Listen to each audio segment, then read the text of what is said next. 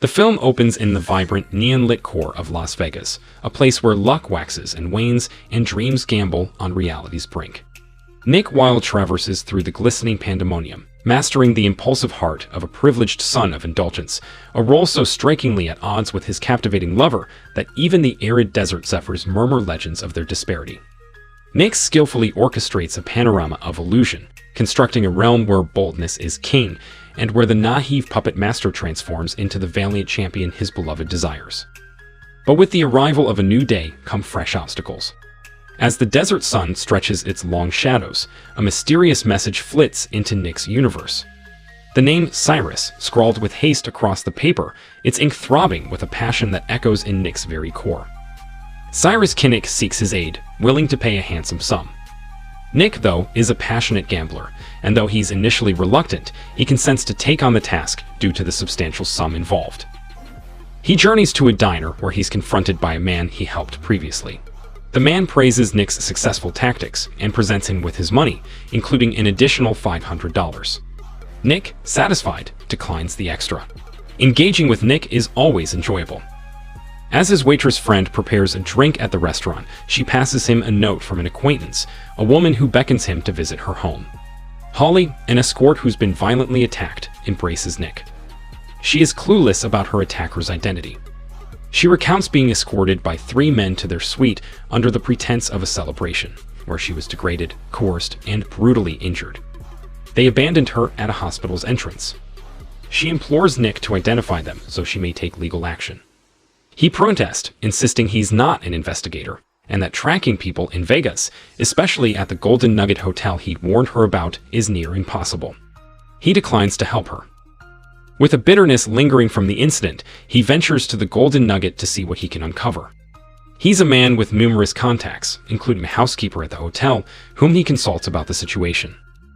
He later meets her at a cafe and discovers that Holly's attacker is Danny DeMarco, a gangster's offspring, frequently flanked by 2 sturdy men.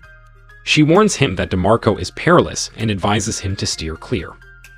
Nick notifies Holly, falsely stating he's found nothing about her attackers, but she promptly accuses him of deceit, narrating how DeMarco slighted her.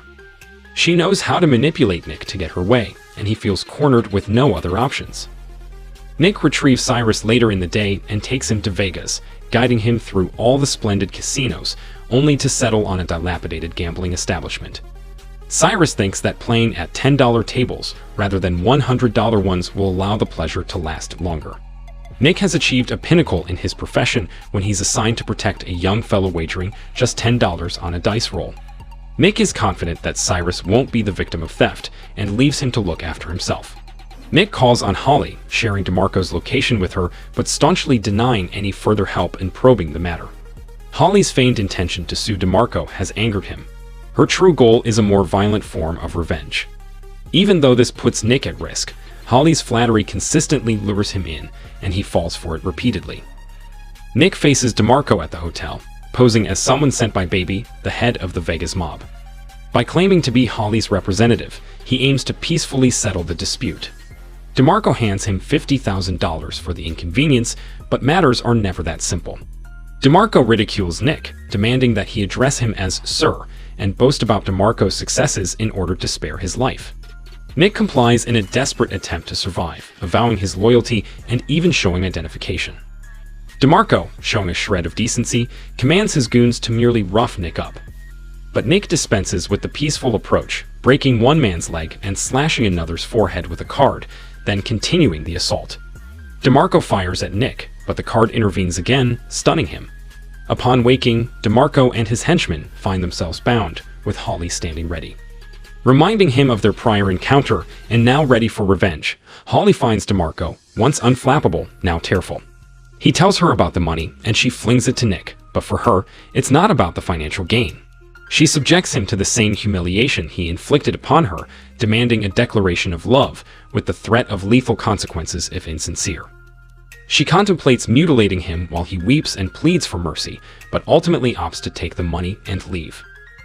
Outside, Nick recommends that Holly escape the city, suggesting that he should follow suit. Since he undertook the danger and she endured the abuse, they divide the money and go their separate ways. Nick, faced with a substantial amount of money, has only one course of action in mind: head straight to the casino to indulge his gambling obsession. He situates himself at a blackjack table, commencing with a modest $5 bet. Challenging fortune, he lands on 19 and adds a 2. Since it's his final night in Vegas, he promptly exchanges $1,000 for a single chip. He soon accumulates thousands, doubling his bet with each victory. But when the dealer's shift concludes, he collects his chips and seeks refreshment. Spotting Cyrus at the bar, Nick reflects on his winning streak with the dealer, then a peculiar realization strikes him. How can he confirm that luck has departed if he hasn't tested it further? He goes back, hitting a hot streak across numerous hands.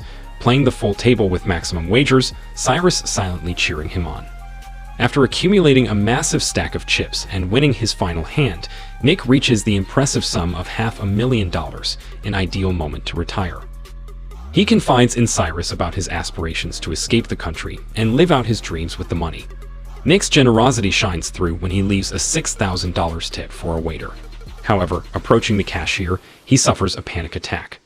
Though $500,000 should be enough, he feels the need to amass more to avoid returning to this predicament. He thus resolves to gamble further.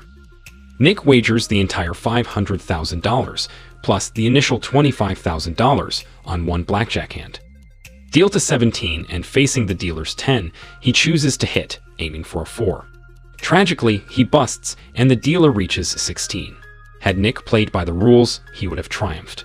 Now utterly broke, he dismisses the loss in typical gambler fashion. "I came here with $25,000 and lost $25,000. It's not a big deal." The experience is excruciating. Later, Nick unravels in the restroom, becoming progressively more inebriated until he collapses. The following morning, Cyrus reveals himself as a self-made millionaire, seeking Nick's guidance in bravery in both business and life. Though his trip to Vegas was under the pretext of needing Nick's protection, Cyrus really wanted to connect with him. He offers financial help if Nick can teach him to face life fearlessly. Nick declines, citing his rapid descent from wealth to poverty, declaring that money won't save him from this hellhole.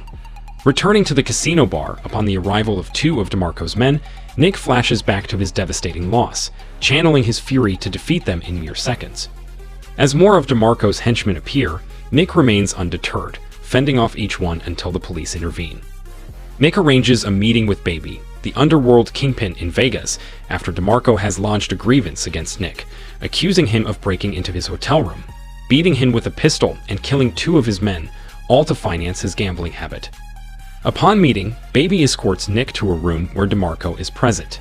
Nick recounts his side of the events, alleging that DeMarco himself murdered his men when he exited the hotel, providing evidence in the form of a cut on DeMarco's private parts. To validate Nick's claim, Baby demands that DeMarco disrobe, which he staunchly refuses to do on the grounds of principle. The refusal prompts uproarious laughter from Nick and Baby, leaving DeMarco to storm out in annoyance. Though they become fast friends, Baby informs Nick that he cannot help him with the imminent danger from DeMarco. Nick returns to his favorite restaurant, where he's approached by Cyrus. Announcing his imminent departure, Cyrus extends his gratitude to Nick for teaching him that fear is a universal human experience.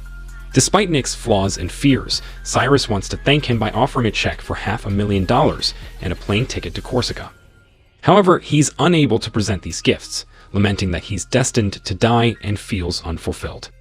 As DeMarco and his henchmen enter the diner, signaling the end of DeMarco's career, Cyrus unveils his newfound courage. He loudly sings to distract DeMarco, allowing Nick to flee. A relentless pursuit ensues, with DeMarco vowing to upend the entire town to capture Nick, who is now armed and concealed atop the building. Nick covers his ears, envisioning his ideal life, realizing he must find inner peace first. Guns become irrelevant as he begins attacking them with utensils.